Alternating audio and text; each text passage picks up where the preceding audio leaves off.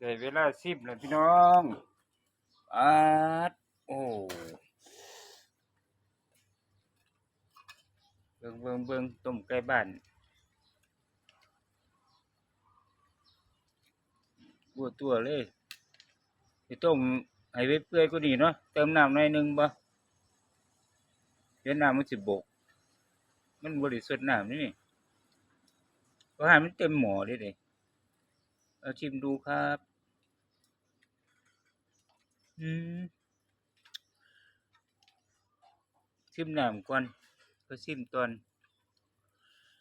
อืม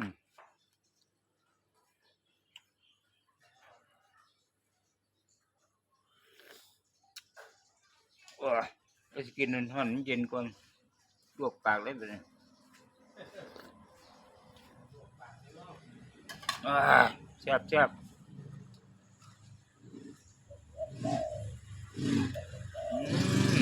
สุดยอด